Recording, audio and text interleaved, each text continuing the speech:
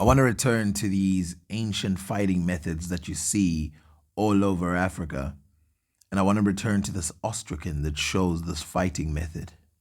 But unlike last time, I will show multiple areas and multiple locations that have this type of fighting style. And of course, I will show the single style fighting style that has a single stick.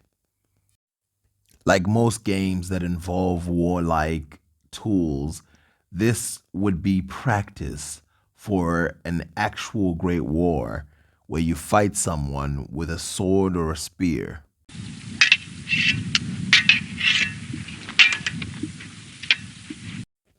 As you can see here, these two North African men are engaged in a sword fight.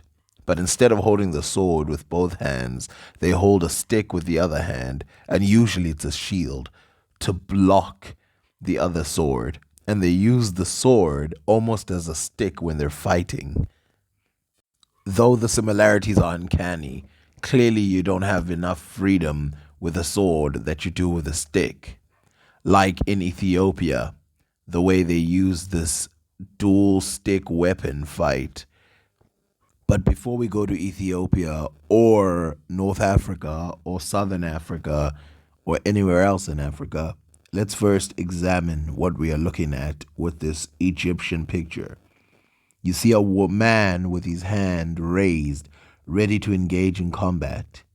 His other stick is holding as a shield. It's a replacement for a shield, the one that's crossing as an X together. And clearly, these two people are not very well dressed if you're trying to avoid getting blows to your body. And look at the stance that they use, one leg in front of the other. And you will see that this is consistent the entire continent of Africa. I don't want you to think, because last time I only put Zulus, I don't want you to think that this is just a mere coincidence by showing only one tribe. So let's start with North Africa. In North Africa, there is a tribe called the Tuareg, and these people are descendants of Berbers long time ago, probably the Garamantes, since the Garamantes were called Ethiopians by the ancient Greeks. Now, if you compare their style, this video is from 1920. If you compare their style of fighting, you can see that when they use a stick and a shield, they're doing the same move that the ancient Egyptian guy is doing. But not only that, they have the same stance, this going low stance, and then having the stick real high.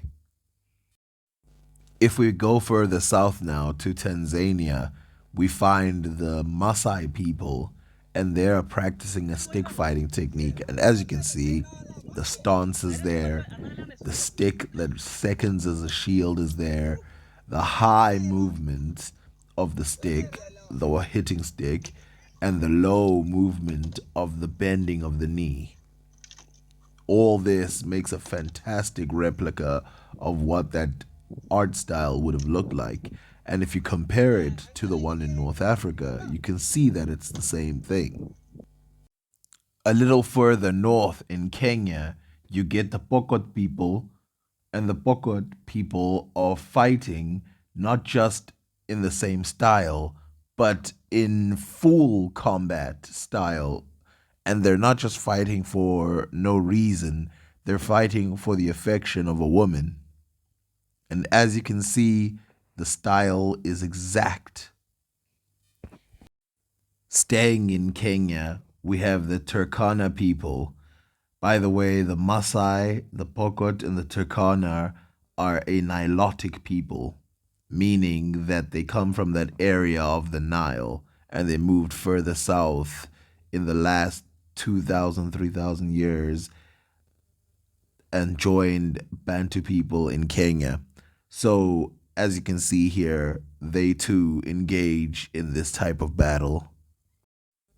We move now further north into Ethiopia, and now you can see that the Nilotic tribes of Ethiopia engage deep in this type of war. The previous ones you saw had a whip on them, which made it crazier. Is it becoming obvious now that this is the same style? Speaking of Ethiopia, have you ever wondered why they have crooked swords? Well, looking at this technique that demonstrates the way that Ethiopians would have fought, you can tell that they still were using this technique in their sword fighting technique, but then they realized if you can just parry off someone's sword attack, if you have a curved sword, just like those people who had a whip, the pain still gets through to the other side, even if the person blocks you. We now move to Somalia, where there's a stick fighting competition, Istunga, and you can see that the fighting is still the same and it's based around sword fighting with a shield. But I think that was banned, and so they have to use sticks now. Now, to show that this is not just stuck in one region, let's move all the way down to South Africa, where you will see the Zulus doing this type of stick fighting as well. In some places, they use only one stick, but the methods are still the same. For example, this fighting technique called Donga that you find in South Sudan and other areas that are adjacent to there, this single stick fighting is very reminiscent of what they called Tatib in Egypt, which they found villagers doing long time ago, but they had no longer been doing the fight. They were doing a sort of dance version of it. And if you look at Tatib and you compare it to this Donga, you can tell that they're very similar. There are some people trying to revive stick fighting from ancient Egypt. I say there's nothing to revive. It's never died. Anyway, subscribe. Let's try to get to 1,000.